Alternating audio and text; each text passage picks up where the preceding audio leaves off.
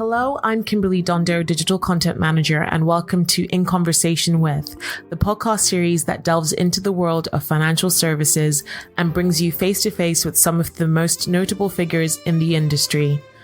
Listen as we discuss topics that are currently facing the industry and hear from visionary CEOs to disruptive innovators as we bring you a diverse array of voices and perspectives.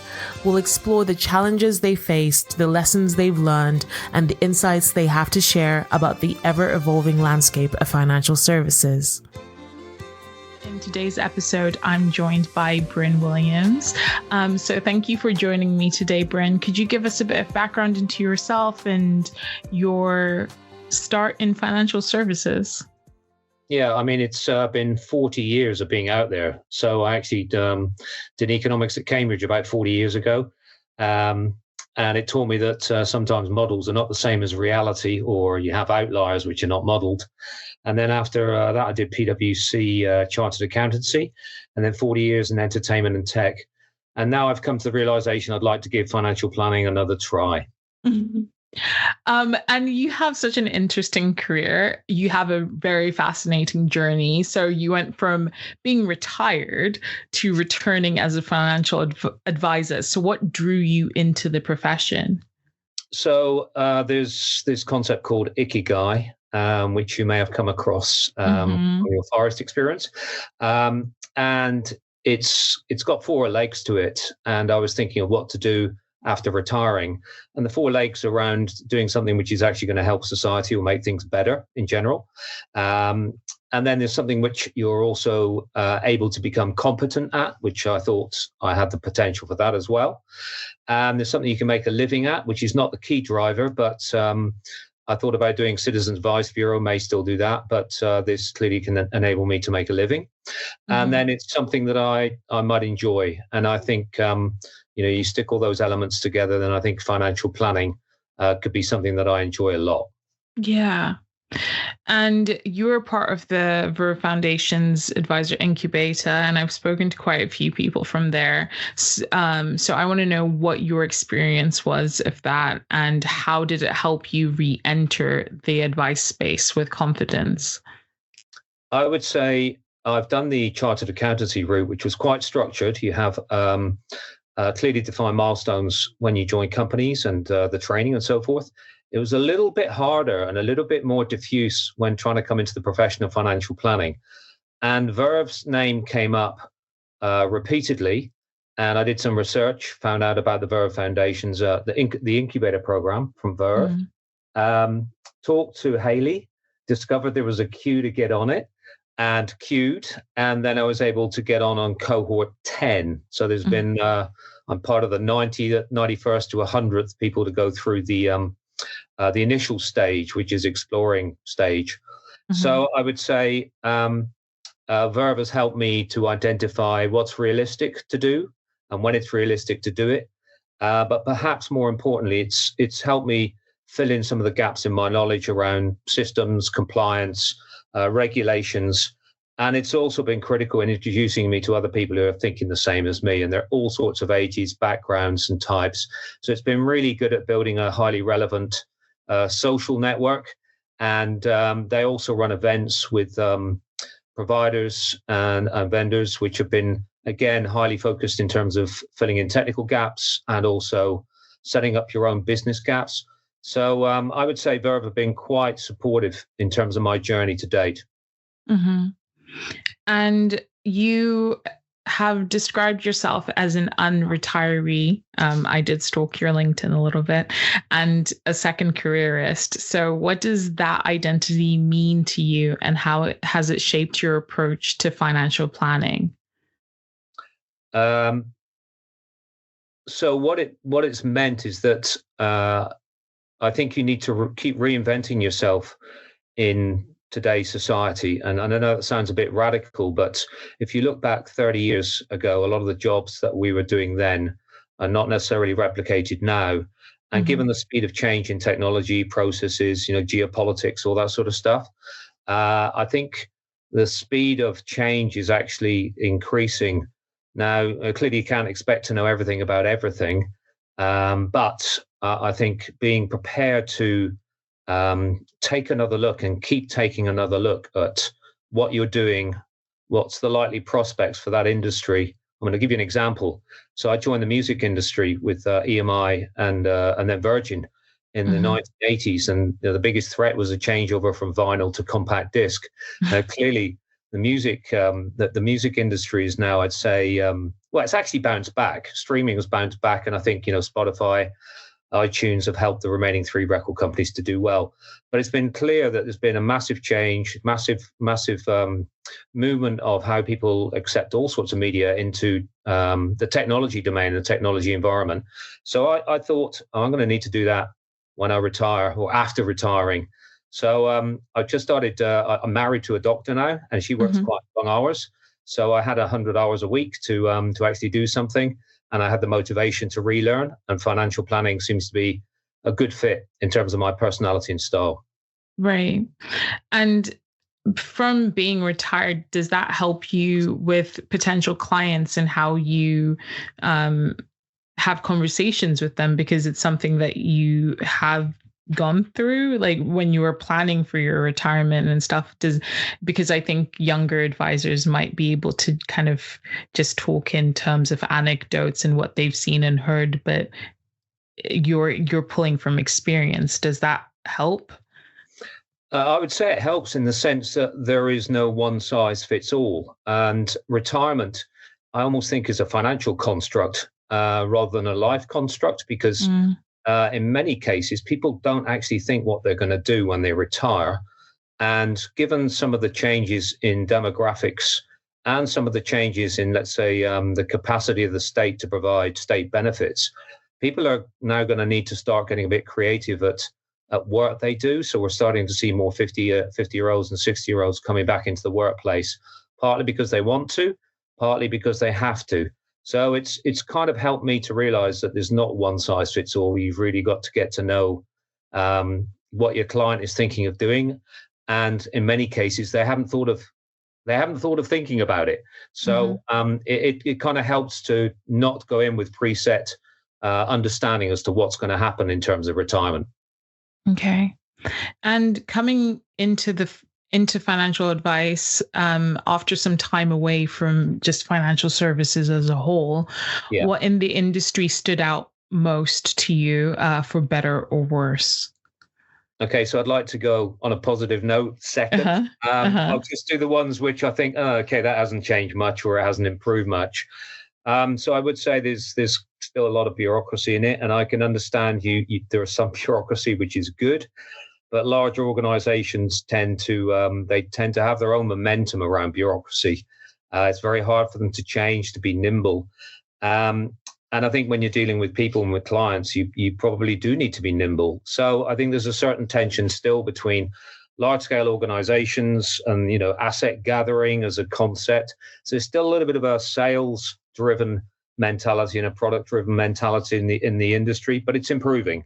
Particularly as I think the nature of the people coming into the profession is changing.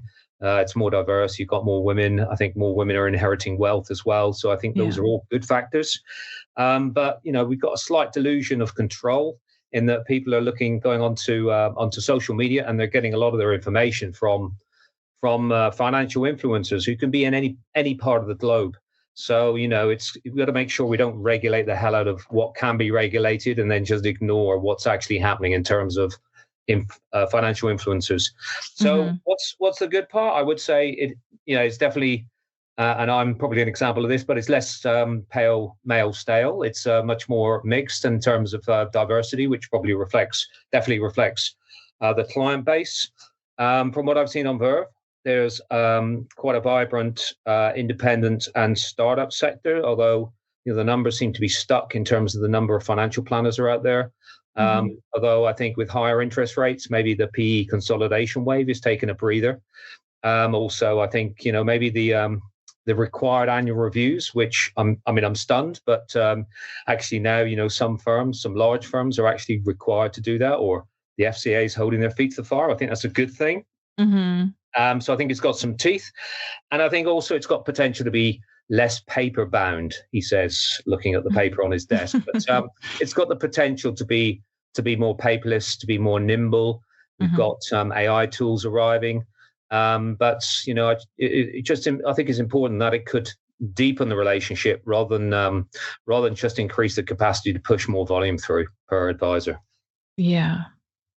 And like we mentioned earlier, you've had a career working with science and tech clients from McLaren to Cambridge Business School. So how does that background influence the way you support clients today?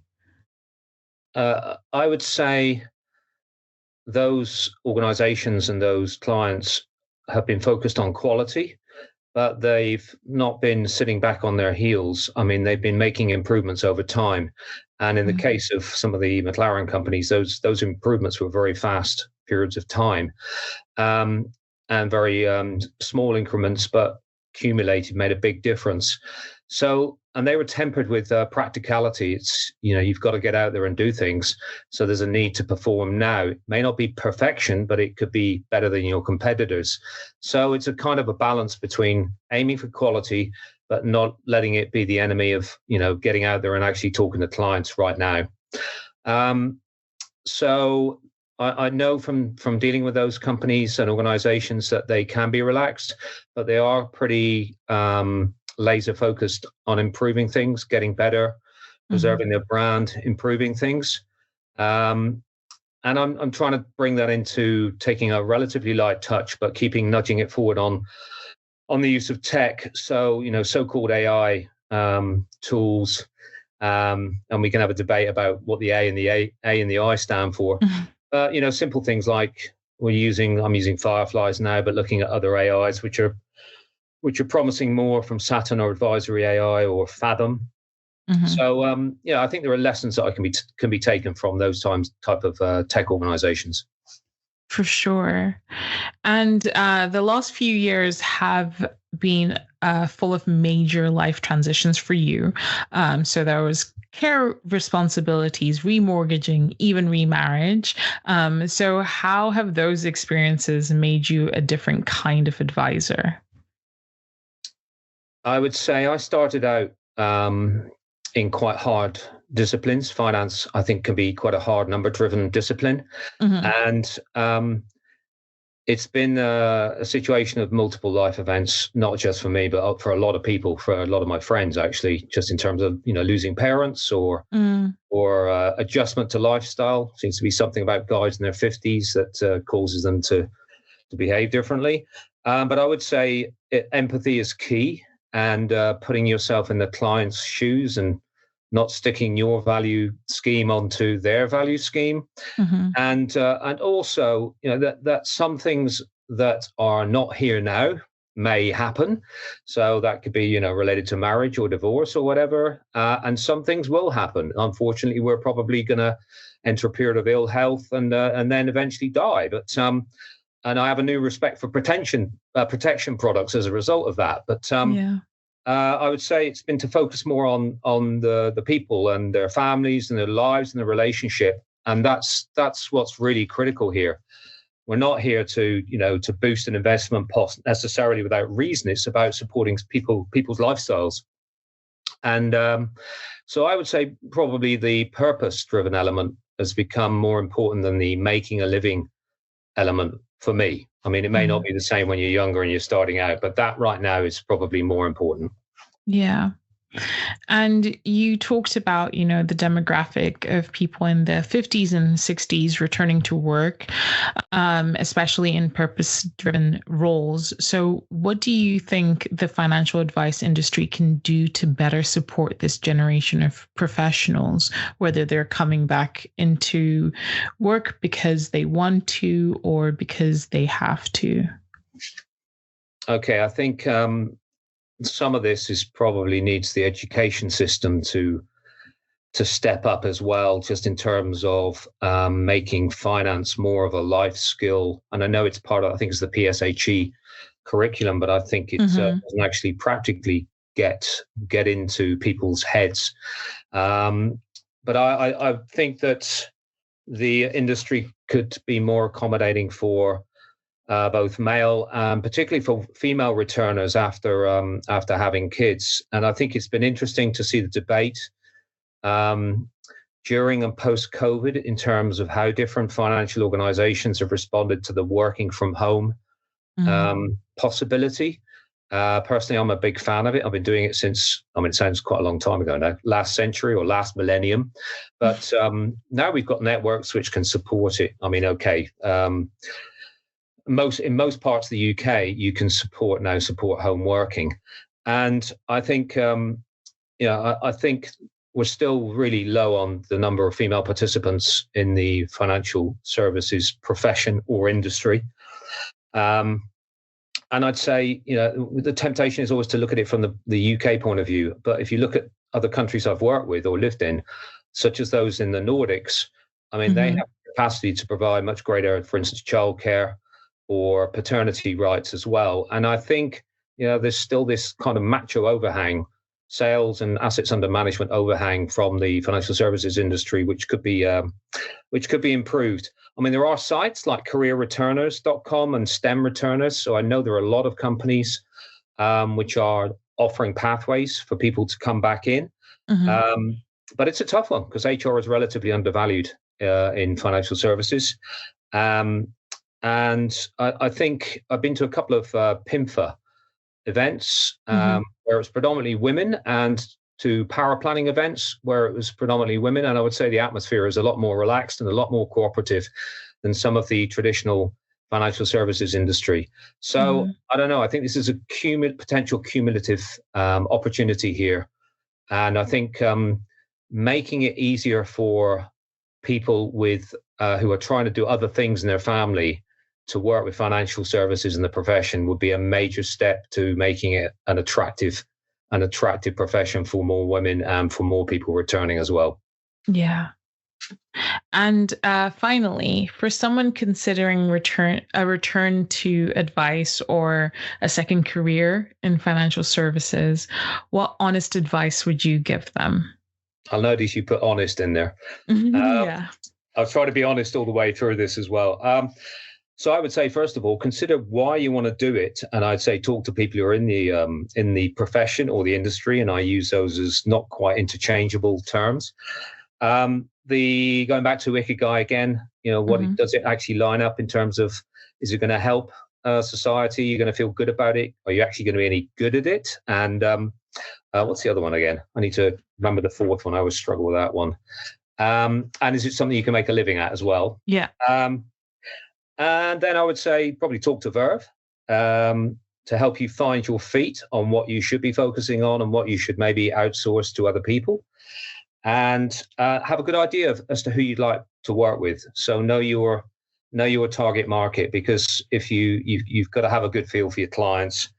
And then you've got to keep plugging away on exams. And there are different styles on that. Obviously, you need level 4, but there are different methods, multiple methods of now getting up to level on your exams as well. So be positively restless, I would say. Yeah. Well, thank you so much for speaking with me today, Bryn. This was a really great conversation. Thank you very much.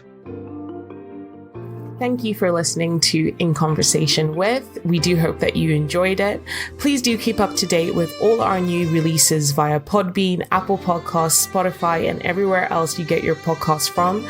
You can also keep up to date with all our new content published on the Money Marketing website, as well as our print edition Money Marketing magazine. So make sure to subscribe. Follow us on Twitter, LinkedIn, Facebook, and Instagram. See you next time.